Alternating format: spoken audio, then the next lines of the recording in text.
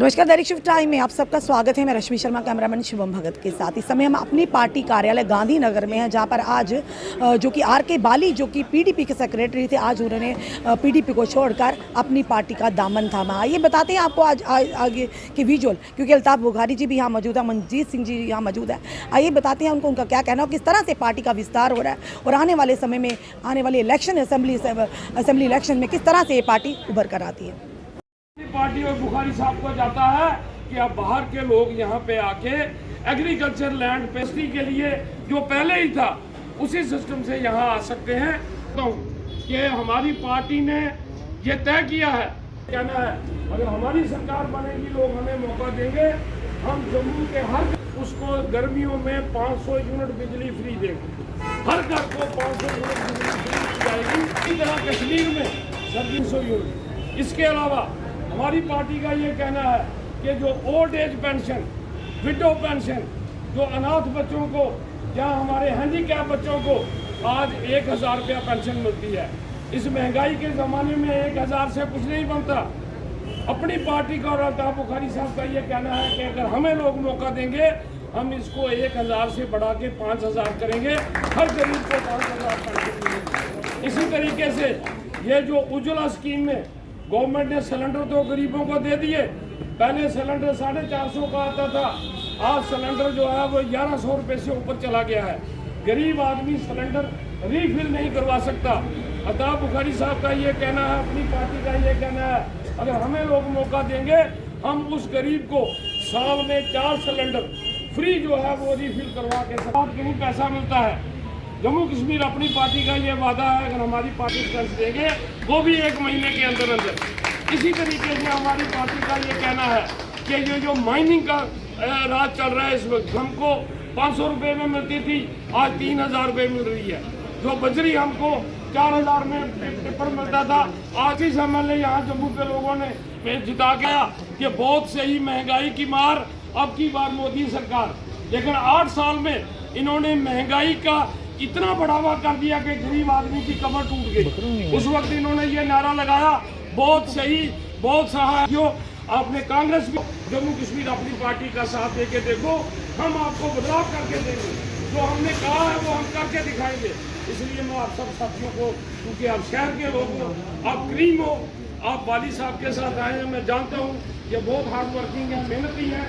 अगर आप सच्चे दिल से आए हो तो मैं आपको ये कहूँगा कि एक तो आपने पार्टी की मेंबरशिप ग्रहण करनी है, आपने पार्टी के साथ दिल के साथ जुड़ना है, और जो भी हमारा सदस्य, जो भी हमारा कैंडिडेट, जिंदाबाद, अपनी पार्टी जिंदाबाद, अपनी पार्टी जिंदाबाद। जनाब आपका बहुत बहुत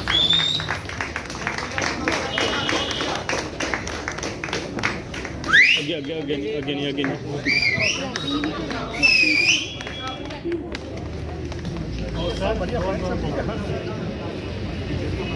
आर के बाली जिंदाबाद, आर के बाली जिंदाबाद, आर के बाली जिंदाबाद, अपनी पार्टी जिंदाबाद, अपनी पार्टी जिंदाबाद, आर के बाली जिंदाबाद, आर के बाली जिंदाबाद।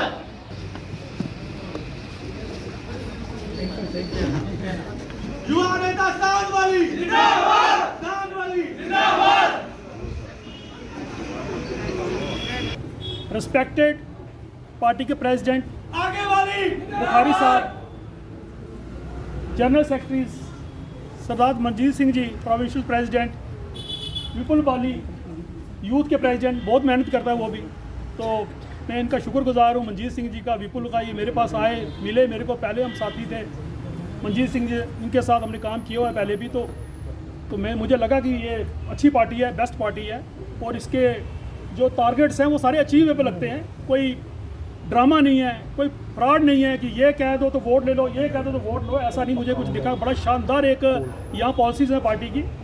और जैसे कि मंजीत सिंह जी ने अभी एक्सप्लेन किया सारा, तो मुझे लगता है सारी जो बातें हैं ये दिल को टच करती हैं। सबकी ये नीड है, सबकी रिक्वायरमेंट है, ये बिजली सबकी रिक्वायरमेंट है। आज के टाइम में आप देखते हो कि जब बिजली का बिल इतना बड़ा आता है कि एक आम मुलाजिम जो है, जो 10-20 हज़ार या महीने का कमाता है, तो आता तो उसमें चला जाता है। और उस वक्त वो बेचारा इतना शॉक होता है कि मुझे लगता है किसी कारण से तो बिजली और लाइट में चलना पसंद नहीं करता, यार नहीं मेरी बिल बहुत बड़ा आएगा। तो एक जो इनके मुद्दे हैं, जैसे पेंशन का इन्होंने बोला, सिलेंडर का बोला, महंगाई का बोला, करप्शन का बोला, ये सारी चीज़ें बहुत ज़्यादा हो गई हैं। आज हमारे एक साथी को, किसी की, जो हमारे जनरल, जो एक नॉर्मल लोग होते हैं हमारे, किसी भी ऑफिस में जाते हैं तो उनको इतनी दिक्कत होती है, एक क्लर्क वहाँ बैठा है या ऑफिसर बैठा है, उसको चक्कर लगा के 1,000, 2,000, 500, 5,000, 10,000 इतने अमाउंट के लिए उसको वो उसका लाख रुपए का नुकसान कर देता है। तो मैं ये समझता हूँ कि एक बेस्ट प्लेटफार्म होना चाहिए अगर हमें लोगों की सेवा करनी है। एक शानदार प्लेटफार्म हो जिसमें अच्छे लोग हों, ऑनेस्ट लोग हों, ईमानदार लोग हों और काम करने वाले लोग हों, जो अपने लिए नहीं लोगों के लिए काम करना चाहिए, उनके लिए जीना चाहते हो। वैसे लोगों को एक संगठन होना चाहिए। संगठन बहुत इंपॉर्टेंट चीज़ है। संगठन के बिना आप तो कभी अपनी वॉइस भी, अपनी आवाज़ भी बाहर नहीं कर सकते आप, क्योंकि जब संगठन होगा तो एक पूरी एक मुश्तरका जो आवाज़ निकलती है उसको सुनते हैं। तो आप जो है इसका आप देखते हैं कि अगर हम किसी जगह एक जानवर भी खड़ा होता है, सिंगल खड़ा तो उसको पत्थर मारो तो भाग जाता है। एक जो शहद की मक्खी होती है पूरे संगठन में होती हैं, उसको पत्थर मारो तो आपको खा जाएगी। एक बहुत बड़ा ये एक एग्जाम्पल है कि ये बड़ा इंपॉर्टेंट है। और यहाँ पे बुखारी साहब जैसे इतने बड़े नेता, अच्छे, जो एक शानदार, ऑनेस्ट, ईमानदार एक उनका नाम है।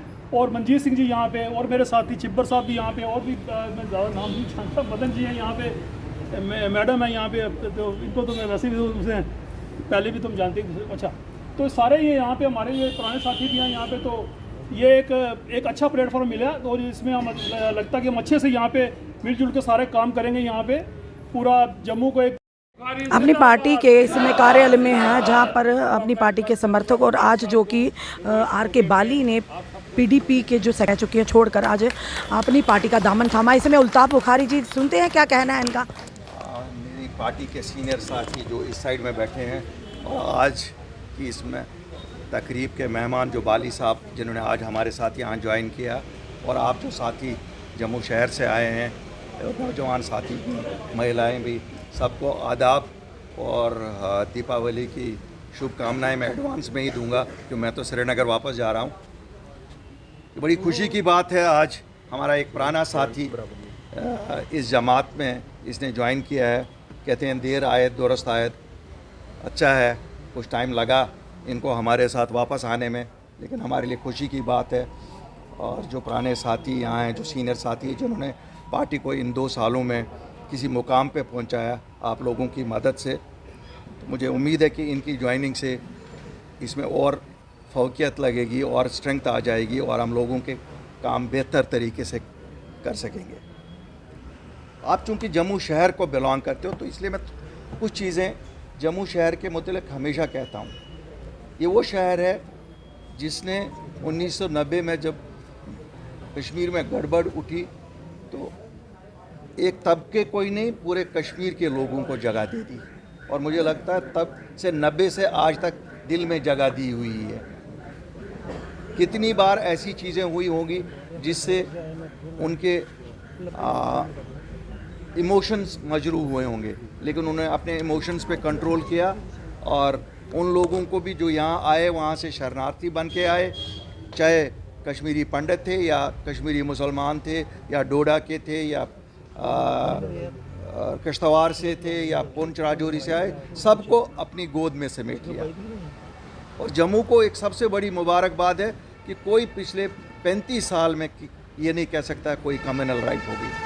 जबकि ये ज़रूर है कि आपके ही पानी पे प्रेशर पड़ा, आपकी ही बिजली पे प्रेशर पड़ा, आपके ही रोड्स पे प्रेशर पड़ा, क्योंकि एक आबादी जब आती है उठ के कहीं से और दूसरी जगह जाती है, तो जो वहाँ के नागरिक होते हैं उनकी ही उस सुविधा पे सबसे पहले असर पड़ता है। लेकिन आप लोगों ने बड़ा दिल दिखाया, जिसके लिए आप मुबारकबादी के हकदार है। मैं आप सब लोगों को पहले उस चीज़ की मुबारकबादी देता हूँ। और मैं बार बार कहता हूँ कि जम्मू के लोगों का उस लिए हमेशा हमें धन्यवाद करना चाहिए कि इन्होंने वो जगह अपने दिलों में लोगों को दे दी जो कोई और नहीं देता।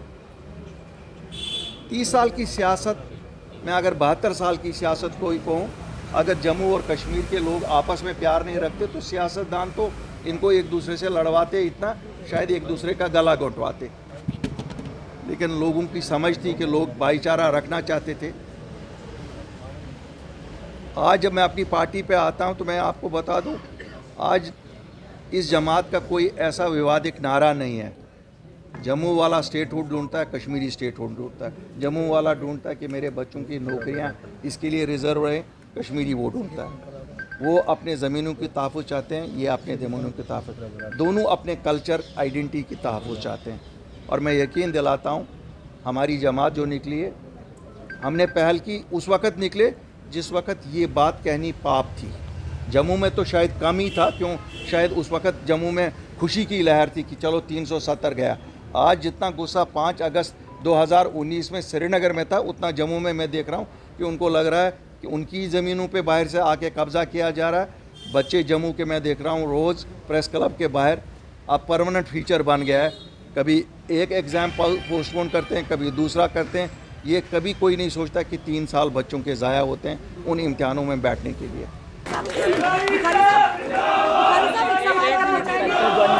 आपने कहा इंसानियत की सरकार होगी, जम्मू वासियों को शुरुआत करनी पड़ेगी, तो क्यों ना अपनी पार्टी शुरुआत करे सर? मैं समझा नहीं क्या कहा। आपने कहा इंसानियत की सरकार, धर्मों की राजनीति को छोड़कर इंसानियत की सरकार होनी चाहिए, इंसानियत पे काम करना चाहिए कि अपनी पार्टी। हम तो वही कर रहे हैं, हम तो वही कर रहे हैं। हम तो 2020 में जिस वक्त पार्टी बनी उससे तब से आज तक देखिए एक ही बात, जो बात यहाँ कहते हैं वही श्रीनगर कहते हैं, जो बात श्रीनगर कहते हैं वही दिल्ली कहते हैं। हमारे बयान नहीं बदलते हैं। आपने देखा होगा आज जमातें जो बनती हैं, जो कल भी जमातें कुछ बनी हैं, एक दिन एक बयान देते हैं, दूसरे दिन दूसरा बयान देते हैं। हमारी बात ही जब सच है तो सच एक ही जैसा हर जगह होता है। मतलब ये माना जाए कि भारतीय जनता पार्टी हिंदुओं की पार्टी, नेशनल कॉन्फ्रेंस कांग्रेस मुसलमानों की पार्टी। मैं ना ये बोलता हूँ कि कौन किसकी जमात है, ना ये मानता हूँ, लेकिन मैं ये कहता हूँ सब मज़हब की सियासत करते हैं यहाँ। मैं तो बड़ा जम्मू से आज एक सवाल करता हूँ, 25 लोग आपने बीजेपी को इलेक्ट करके दिया क्या उन्होंने? हमें बताएं। हम ऐसा कुछ नहीं है, हम कोई सब पार्टियां हैं देश में, पूरी बीजेपी है, तो यहाँ बताएं ना। हम तो जम्मू के हिसाब से देखते हैं क्या किया जम्मू के लिए उन्होंने। अगर किया है तो लोगों को बताएं ना, फिर क्यों डरते हैं वो लोगों को बताने से? सब यही कहते हैं कि जम्मू वालों ने 25 विधायक जीत कर भेजे, उन्होंने कुछ नहीं दिया, तो कश्मीरी नेताओं ने क्या किया? कश्मीरी नेताओं ने तो जम्मू कश्मीर अभी तक जो चला रहा, जो आज तक चलता रहा, मुझे लगता है आप देख रहे हैं। मैं जब देखता हूँ कि डेवलपमेंट में कहीं जम्मू पीछे रखा नहीं उन्होंने। इन 4 सालों में बीजेपी ने कौन सी नई डेवलपमेंट की? सर कश्मीर डिपार्टमेंटल स्टोर्स में बेर बेचने को लेकर जो है वो कश्मीरी पंडित फिर किलिंग का 90 के बहुत बदकिस्मती की बात है। एक तो मैं पहले भी अपील कर चुका हूँ और आज भी अपील करता हूँ कि ये कश्मीरी पंडित की किलिंग नहीं है, ये कश्मीरी की किलिंग है। जब हम किलिंग को भी मज़हब का नाम देते हैं तब हम फिर भेदभाव करते हैं। ये किलिंग इंसानियत की किलिंग है, ये कश्मीरी की किलिंग है।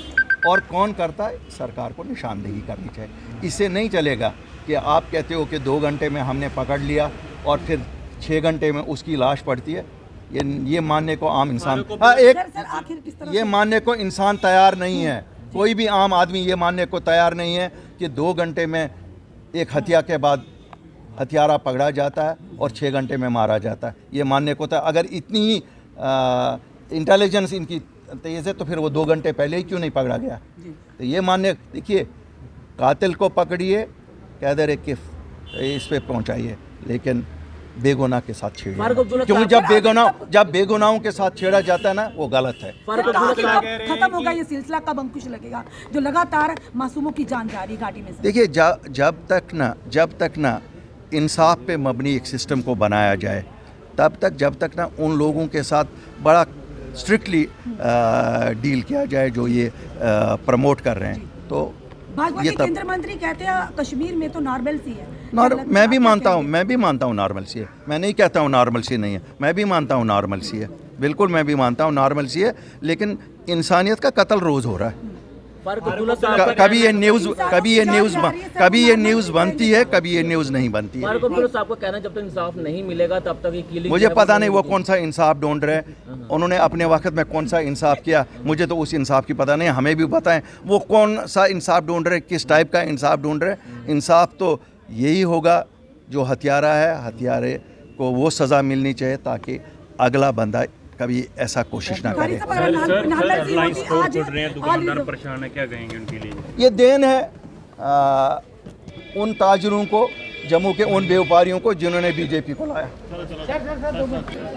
इस समय हमने आपको पूरी विजुअल बताया अपनी पार्टी के जो कार्यालय गांधीनगर में, और किस तरह से अल्ताफ बुखारी जी ने कहा कि हमने जब उनसे सवाल पूछा कि क्या वाकई घाटी में नॉर्मलसी है, उन्होंने कहा नॉर्मलसी मानता हूँ मैं, नॉर्मलसी है, पर जो इंसानियत का कत्ल हो रहा है, तो अगर वाकई इंसानियत का कत्ल हो रहा है, इंसानों का कत्ल हो रहा है, तो जनाब कहाँ से नॉर्मलसी होगी। माना पत्थरबाजों पर शिकंजा कसा जा रहा है, पर आज भी बेगुनाहों का खून वैसे ही बहाया जा रहा है, लगातार जिस तरह से पहले बहाया जा रहा है। और साथ ही साथ आज की बात करें अगर, तो अपनी पार्टी में जो कि RK जो बाली साहब, उन्होंने आज दामन थामा है, क्योंकि वो PDP से छोड़कर जो सेक्रेटरी थे, आज उन्हें अपनी पार्टी का दामन थामा। अब देखना ये है कि ये जनता पर निर्भर है, क्योंकि बातों से अब जनता बहलने वाली नहीं, काम करके दिखाएगी जो पार्टी, उसी को जनता अपना समर्थन देगी। चलिए देखते हैं आने वाले समय में क्या कहेंगे कि अल्ताफ बुखारी के जो बयानात हैं, यानी सवालों से कहीं ना कहीं वो पूरी तरह से जवाब नहीं दे पाते, तो क्या कहेंगे, किसकी तरफ इशारा करता है कि वाकई ही कोई जवाब देने में उन्हें आपत्ति है। चलिए देखते हैं आने वाले समय में क्या अपनी पार्टी उस तरह से अपना वजूद बना पाती है जम्मू में। अपने कमेंट, अपने सुझाव